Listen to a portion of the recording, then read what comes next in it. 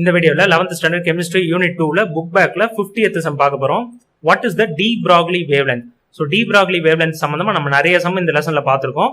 So இந்த some வந்து கொஞ்சம் டிஃப்ரெண்டா இருக்கும். டி ப்ராக்லி வேவ்லென்த் நம்ம கண்டுபிடிக்கணும், லாம்டான்றது கண்டுபிடிக்கணும். ஆஃப் அன் எலக்ட்ரானை கண்டுபிடிக்கணும் which is accelerated from the rest. So அப்படின்னா என்ன அர்த்தம்னா அந்த எலக்ட்ரானை ஸ்பீடு வந்து அதிகமாக்குறாங்க, ஆக்சிலரேட் பண்றாங்க அப்படின்னு அர்த்தம்.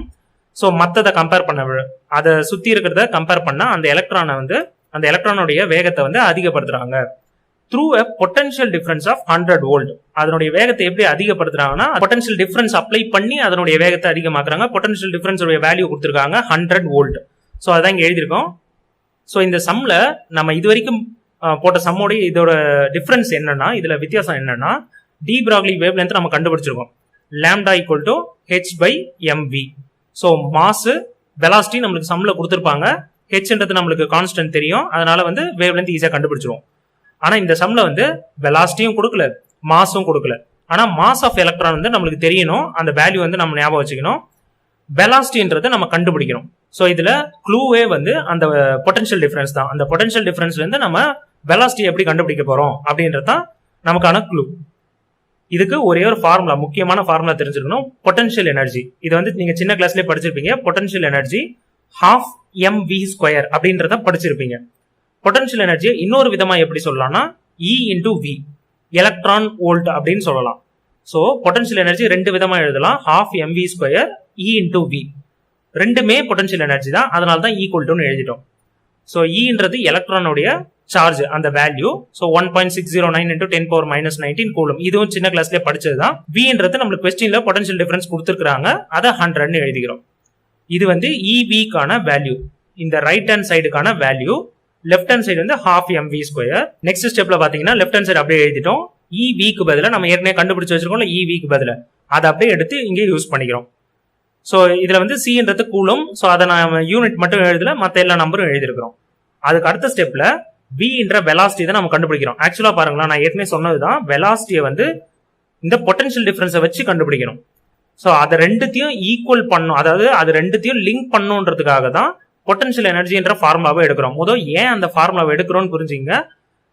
அதாவது பொட்டன்ஷியல் டிஃபரன்ஸையும் வெலாசிட்டியும் லிங்க் பண்ற மாதிரியான ஃபார்முலா நம்ம எடுக்கிறோம். அதுக்காக தான் இந்த ஃபார்முலா எடுத்து ஈக்குவல் பண்றோம். ஈக்குவல் பண்ணிட்ட பிறகு வெலாசிட்டி மட்டும் தான் நம்ம கண்டுபிடிக்கணும், அதை மட்டும் லெஃப்ட் ஹேண்ட் சைடு வச்சுக்க போறோம். மீதி எல்லாத்தையும் ரைட் ஹேண்ட் சைடு மூவ் பண்ண போறோம். ஸோ இங்க வந்து 1/2 இருக்கு, டிவைட்ல இருக்கு. இந்த பக்கம் போனா மல்டிப்ளை ஆயிடும். ஸோ 2 வந்து இன்டூ 2 ஆயிடும் அடுத்த ஸ்டெப்ல. இங்க எம்ன்றது மல்டிப்ளைல இருக்கு, இந்த பக்கம் வந்தா டிவைட் ஆயிடும், அதனால தான் டினாமினேட்டர்ல எம்னு எழுதிருக்கோம் அடுத்த ஸ்டெப்ல. இதுல பாத்தீங்கன்னா 1.609 அப்படியே எழுதியாச்சு, இன்டூ 10⁻−19 அப்படியே எழுதியாச்சு. 100ன்றத 10² எழுதிட்டோம். 10² 100. ஸோ அதனால 10² எழுதியாச்சு. 2 எப்படி வந்ததுன்னு பார்த்தோம், எம் எப்படி வந்ததுன்னு பார்த்தோம். இதுல எம்ன்றது mass of electron. Mass of electron நமக்கு தெரிஞ்சிருக்கும், நான் ஏற்கனவே சொன்னேன். 9.1 into 10⁻−31 இதுதான் மாஸ் ஆஃப் எலக்ட்ரான். இதுல பாத்தீங்கன்னா 10⁻−19 10⁻2 சேர்க்க போறோம். அதை சேர்த்தோம்னா 19 - 2 17, பெரிய நம்பர் சைன் மைனஸ் 2 into 1.609, அதை இங்க எழுதியாச்சு. ஸோ எல்லாமே புரிஞ்சிருக்கும்னு நினைக்கிறேன். நம்பர் எழுதியாச்சு, இந்த பவர் எழுதியாச்சு, எம் உடைய வேல்யூ எழுதியாச்சு. V² அப்படியே தான் வச்சிருக்கோம், நல்ல ஞாபகம் வச்சுங்க. நம்ம V மட்டும் தான் கண்டுபிடிக்கணும், கடைசியா நம்ம ஸ்கொயர் ரூட் கண்டுபிடிக்கணும். அதனால V² அப்படியே லெஃப்ட் ஹேண்ட் சைடு வச்சுட்டு கடைசி ஸ்டெப்ல நம்ம ஸ்கொயர் ரூட் போட்டுக்கலாம். நெக்ஸ்ட் ஸ்டெப், இது ரெண்டுத்தையும் மல்டிப்ளை பண்ணிருக்கோம், அது எழுதிருக்கோம். ரொம்ப சிம்பிள் தான் இது மல்டிப்ளிகேஷன். முதல் டெசிமலை விட்டுருங்க, அப்படியே மல்டிப்ளை பண்ணுங்க. அதுக்கடுத்து 3 டெசிமல் பாயிண்ட் வந்து முன்னாடி போட்டுக்கணும். ஸோ இதுல இருந்து 3 டெசிமல் பாயிண்ட் 3.218 வரும். டினாமினேட்டர்ல 9.1 அப்படியே எழுதியாச்சு. இன்டூ 10⁻−17 நியூமரேட்டர்ல, டினாமினேட்டர்ல 10⁻−31 இருக்கு. இது நியூமரேட்டர்ல மூவ் பண்ணோம்னா 10⁻+31 ஆயிடும். இங்க அடுத்த ஸ்டெப்ல பாத்தீங்கன்னா 31 - 17 சிம்பிள் தான், 14 எழுதிடலாம். இதுல பாத்தீங்கன்னா 3.218 இருக்கு. நம்ம இதே மாதிரி ஏற்கனவே சம் பார்த்திருக்கோம். இதுல 3 டெசிமல் பாயிண்ட் நம்ம மூவ் பண்ணி ஆகணும். இதுல ஜஸ்ட் ஒரு டெசிமல் பாயிண்ட் தான் மூவ் பண்ணணும். ஸோ நியூமரேட்டர்லயும் டினாமினேட்டர்லயும் எதுல அதிகமா மூவ் பண்ணணும், இதுல தான் 3 பாயிண்ட்ஸ் மூவ் பண்ணி ஆகணும். இதனாலதான் 1000 மல்டிப்ளை பண்ணிக்கிறோம், 1000 டிவைட் பண்ணிக்கிறோம். டினாமினேட்டர்ல ஒரு பாயிண்ட் மூவ் பண்ணாலே போதும், ஆனா நமக்கு நியூமரேட்டர்ல 3 பாயிண்ட் மூவ் பண்ணணும். அதனால மேலையும் கீழையும் 1000 மல்டிப்ளை பண்ணிக்கிறோம். இங்க 1000 மல்டிப்ளை பண்ணா இந்த 3 பாயிண்ட் மூவ் ஆகிடும். அப்ப 3218 அடுத்த ஸ்டெப்ல வந்துடும். இதுல 9.1ல 3 பாயிண்ட் 1 2 3 பாயிண்ட். அப்போ இங்க 2 கேப் வருது, 2 0 போட்டுக்கணும். 9100 இன்டூ இது நம்ம ஏற்கனவே பார்த்தாச்சு. இப்போ இதை மட்டும் டிவைட் பண்ணோம். 3218 டிவைடட் பை 9100. இங்க நான் டிவைட் பண்ணி காமிச்சிருக்கிறேன். இது நான் ஏற்கனவே சொன்னதுதான், இருந்தாலும் திரும்ப சொல்றேன். இங்க இருக்கிற நம்பர் வந்து 9000 கிட்ட இருக்கு, இங்க 3000 கிட்ட தான் இருக்கு. அப்போ இந்த நம்பர் வந்து இதை விட சின்னது. அப்போ பெருசாகணும்னா ஒரு 0 ஃபர்ஸ்ட் எடுத்தோடனே ஆட் பண்ணி ஆகணும். ஒரு 0 நம்ம எக்ஸ்ட்ரா போடுறதுனால இங்க பாயிண்ட் வச்சுக்கணும், அதாவது 0 பாயிண்ட்னு வச்சுட்டோம். அடுத்த ஸ்டெப்ல பாத்தீங்கன்னா இங்க வந்து 32180 இருக்கு, இங்க 9100, அதாவது இங்க 9000 இருக்கு, இங்க 32000 இருக்கு. நான் ஏற்கனவே சொன்ன மாதிரி இதுல ஒரு நம்பரை விட்டுட்டு மீதி எல்லா நம்பரையும் கேன்சல் பண்ண மாதிரி நினைச்சிங்க. அதே போல இங்க 3 கேன்சல் பண்ணாம அதே மாதிரி இங்கேயும் 3 கேன்சல் பண்ணீங்க. ரிமைனிங் என்ன இருக்கு? இங்க 9 இருக்கு, இங்க 32 இருக்கு. 9 டேபிள்ல 32 கிட்ட எது வரும்? 3 9s are 27, 4 9s are 36. அப்ப 32 விட அதிகமா போயிடும். அப்போ 4 டைம்ஸ் எடுக்க கூடாது, 3 டைம்ஸ் தான் எடுக்கணும். 3 இதை மல்டிப்ளை பண்ணோம், இதை எழுதணும், சப்ட்ராக்ட் பண்றோம், மீதி நம்பர் இருக்கு. இந்த மீதி நம்பர்லயும் அதே போல 3 டிஜிட்டை வந்து கடைசியில கேன்சல் பண்றோம். ஸோ இதை வந்து கேன்சல் பண்ண மாதிரி நினைச்சிங்க. ரிமைனிங் இருக்கிறது 48, 5 9s are 45. ஸோ 6 டைம்ஸ் போச்சுன்னா 54 ஆயிடும். அதனால 5 டைமே நம்ம எடுத்துக்கிறோம். 5 9s are 45ன்றதுனால 48 கிட்ட 5 டைம்ஸ் தான் வருது. அதனால 5 இதை மல்டிப்ளை பண்ணிட்டு இங்க எழுதிக்கிறோம், அதை சப்ட்ராக்ட் பண்றோம். ரிமைனிங் வந்து 33,000 கிட்ட வருது. இதுலயும் அதே போல 3 டிஜிட் கேன்சல் பண்றோம். 9 டேபிள்ல 3 9s are 27 கிட்ட வரும், 4 9s are 36 வருது. 36ன்றது 33 விட பெருசு, அதனால இதை எடுக்க கூடாது. 3 டைம்ஸ் பண்ணோம்னா நமக்கு இது வருது. ஸோ இதுக்கப்புறம் நம்ம போடணும்னு அவசியம் இல்லை, 2ல இருந்து 3 டிஜிட் எடுத்தாலே போதும். 0.353 வருது, அதை தான் இங்க எழுதிருக்கிறோம். இன்டூ 10^14. இது வந்து ஸ்கொயர், வி ஸ்கொயர்னு இருக்கு. நமக்கு ஆக்சுவலா வி மட்டும் தான் கண்டுபிடிக்கணும். அப்ப இந்த ஸ்கொயர் வந்து இந்த பக்கம் போச்சுன்னா ஸ்கொயர் ரூட் ஆயிடும். ஸ்கொயர் ரூட்னா என்ன? இந்த பக்கம் வந்ததுன்னா பவர் 1/2 ஆயிடும்னு அர்த்தம். ஸோ 1/2னா ஸ்கொயர் ரூட்டை இப்படியும் எழுதலாம். ஸோ ஸ்கொயர் ரூட் ஆஃப் 35.3, இதுக்கு ஆன்சர் நம்ம கண்டுபிடிக்கணும். இந்த பவர் நல்லா ஞாபகம் வச்சுங்க. எப்பயா இருந்தாலும் பவரை வந்து 10^12 இது மாதிரி பிரிச்சு எழுதுங்க. அப்போ பிரிச்சு எழுதுனீங்கன்னா 1/2ன்னு வரும். அப்படின்னா இது எப்படி எழுதலாம்? 10 பவர்ல 12 into 1, 12 divided by 2. அப்ப கேன்சல் பண்ணா 10^6ன்னு வரும். அப்ப ஸ்கொயர் ரூட் ஆஃப் 10^12னா ஆன்சர் வந்து வெறும் ஸ்கொயர் ரூட்டை ரிமூவ் பண்ணிட்டு வெறும் நம்பரை எழுதணும்னா 10^6ன்னு வரும். இப்ப புரிஞ்சிருக்கும்னு நினைக்கிறேன். 10^12ன்றது ஸ்கொயர் ரூட்ல இருந்து வெளியே எடுத்தோம்னா அடுத்த ஸ்டெப்ல வந்து 10^6ன்னு வரப்போகுது. Square root of 35.3, square root கண்டுபிடித்து உங்களுக்கு மெத்தட்ஸ்லாம் சின்ன கிளாஸ்லேயே பார்த்துருப்பீங்க.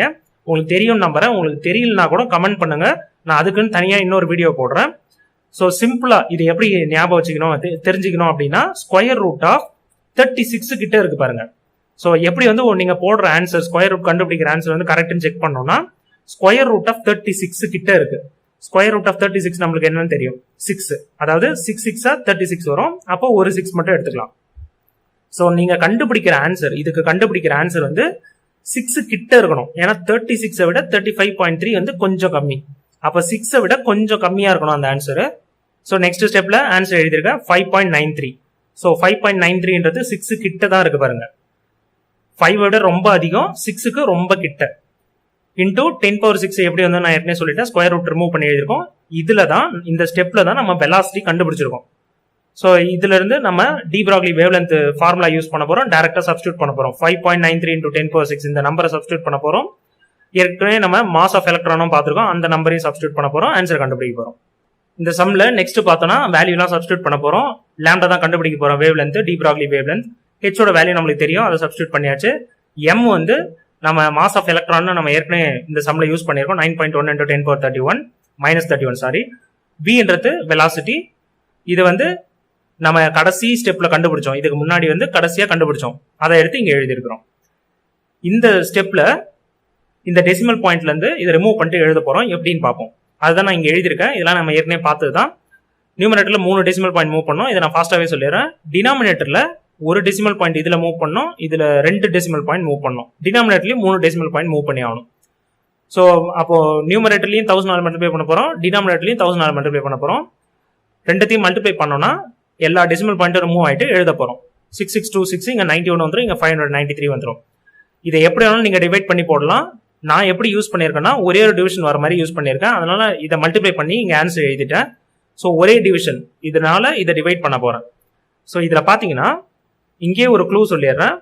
இது வந்து 6000 கிட்ட இருக்கு, இது 53,000 கிட்ட இருக்கு நம்பர். ஸோ இது வந்து ரொம்ப சின்ன நம்பரா இருக்கு. அப்போ இது கூட ஒரு 0 சேர்த்துக்கிட்டோம்னா 66,000 கிட்ட வந்துடும். இதை விட பெரிய நம்பர் ஆயிடும். அப்ப ஈஸியா நம்ம டிவைட் பண்ண முடியும். அதனால என்ன பண்றேன், இங்க 10^31 இருக்கா, இது வந்து பாசிட்டிவ். இதுல இருந்து ஒரு 0 நான் வெளியே எடுத்துக்கிறேன். அதாவது என்ன அர்த்தம்னா 10^30 இன்டூ 10^1. ஸோ இந்த 10^1 மட்டும் நான் இதுக்காக எடுத்து இது கூட ஒரு 0 சேர்த்துக்க போறேன். அதுதான் அடுத்த ஸ்டெப்ல போட்டிருக்கோம். ரிமைனிங் என்ன இருக்கு 10^30, அதுதான் அடுத்த ஸ்டெப்ல எழுதிருக்கேன் பாருங்க. ஸோ இந்த ரெண்டு மைனஸையும் ஒன்னா சேர்த்துக்க போறேன். -2 இருந்ததுன்னா 34 + 6 பண்ணணும், மைனஸ் சைன் போடணும். அப்போ -40 வந்துருச்சு. இங்க 10^30 வந்துருச்சு. இங்க இருந்து எடுத்த ஒரு 0வை இது கூட சேர்த்துட்டு இங்க எழுதிருக்கோம். ஸோ இதை வந்து இப்போ டிவைட் பண்ணணும். அதை டிவைட் பண்ணி இங்க காமிச்சிருக்கேன். இது பெரிய நம்பர்னு பயப்படவே தேவையில்ல, ரொம்ப சிம்பிளான டிவிஷன். மல்டிப்ளை மட்டும் பெரிய நம்பர் பண்ணணும். ஸோ இங்க வந்து 66,000 இருக்கு, இங்க 53,000 இருக்கு. ஸோ 53,000 நம்ம டபுள் ஆக்கணும்னா, ஆக்சுவலா டேபிள்ஸ்ல வந்து இவ்வளவு பெரிய நம்பருக்கு நம்ம டேபிள்ஸ் எழுதணும்னு அவசியமே கிடையாது. 53,000 நம்ம டபுள் ஆக்கணும்னா 1 lakh தாண்டிடும். ஆனா வந்து இங்க 66,000 தான் இருக்கு. அப்போ 1 டைம் போட்டாலே போதும். அதுக்கு அடுத்து சப்ட்ராக்ட் பண்ணி எழுதிருக்கேன். இது கூட வந்து 0 சேர்த்ததுனால இங்க பாயிண்ட் வச்சிருக்கோம். இந்த நம்பரை பாருங்க, 1,22,000 வருதா, இதுல 50,000 இருக்கு. கிட்டத்தட்ட 50,000 53,000 பார்த்தோம்னாலும் இதை டபுள் ஆக்கணும், இது கிட்ட தான் வரும். 1,22,000 கிட்ட தான் வரும். அதனால டபுள் 2 டைம்ஸ் போட்டாலே போதும். ஸோ 3 டைம்ஸ்லாம் போட தேவையில்ல, 1 டைமும் போட முடியாது, ஏன்னா அது ரொம்ப சின்ன நம்பரு. அதனால 2ன்னு எடுத்துக்கோம். எப்படி பிக் பண்றேன்னு பாருங்க, 1 டைம்ஸா 2 டைமா 3 டைமான்னு பார்க்கணும். அது வந்து 1 டைம் ரொம்ப சின்ன நம்பர், இது 2 டைம்ன்றது கரெக்டா நம்மளுக்கு பொருந்தது. 3 டைம்ன்றது இதை விட ரொம்ப பெருசாயிடும், 1.5 லட்சத்துக்கு கிட்ட போயிடும், 1.5 lakh கிட்ட போயிடும். அதனால 2ன்றதை எடுத்துக்கிறோம். இப்படிதான் டிவிஷன் ஈஸியா பண்ணலாம். இதுக்கு அடுத்து இதை மல்டிப்ளை பண்ணி எழுதி ஆகணும். ஸோ இதை மல்டிப்ளை பண்ணி எழுதணும், அதுக்கப்புறம் சப்ட்ராக்ட் பண்ணி எழுதணும்னு அவசியம் இல்லை. ஸோ 1.2ன்றது ஆன்சர்.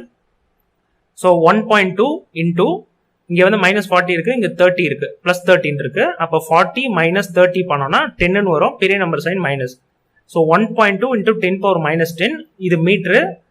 லாம்டா வந்து வேவ் லென்த்ன்றதுனால மீட்டர்ல எழுதியிருக்கோம். 10⁻−10ன்றது மீட்டர்ன்றது நமக்கு ஆங்ஸ்ட்ராங்னு நம்மளுக்கு தெரியும். அதனால சிம்பிளா இதை இவ்வளவு பெருசா எழுதாம ஆங்ஸ்ட்ராங்னு மாத்திட்டு 1.2 அப்படியே எழுதிடலாம். லாம்டா வேவ் லென்த் கண்டுபிடிச்சிட்டோம். 1.2 ஆங்ஸ்ட்ராங், இல்லைன்னா 1.2 இன்டூ 10⁻−10 மீட்டர்னு எழுதலாம். உங்களுக்கு எல்லாமே புரிஞ்சிருக்கும்னு நினைக்கிறேன். ஸ்கொயர் ரூட் மட்டும் இந்த சம்ல யாருக்காவது தேவைன்னா நீங்க கமெண்ட் பண்ணுங்க, நான் அதுக்குன்னு தனியா இன்னொரு வீடியோ அப்லோட் பண்றேன். தெரியும்னா பரவாயில்ல, நீங்க உங்களுக்கு தெரிஞ்சதே நீங்க யூஸ் பண்ணிக்கலாம். இந்த வீடியோ உங்களுக்கு பிடிச்சிருந்தா மறக்காம லைக் பண்ணுங்க, உங்க ஃப்ரெண்ட்ஸ் கூடயும் ஷேர் பண்ணிக்கோங்க. இந்த மாதிரி யூஸ்ஃபுல்லான வீடியோஸ் உங்களுக்கு நோட்டிபிகேஷனா கிடைக்கிறதுக்கு இந்த சேனலை மறக்காம சப்ஸ்கிரைப் பண்ணிக்கோங்க. இந்த சேனல் பத்தின அப்டேட்ஸ் கிடைக்கிறதுக்கும் டெலிகிராம் சேனல்ல ஜாயின் பண்ணிக்கோங்க. அதனுடைய லிங்க் வந்து நான் டிஸ்கிரிப்ஷன்ல கொடுத்துருக்கேன். தேங்க்ஸ் ஃபார் வாட்சிங்.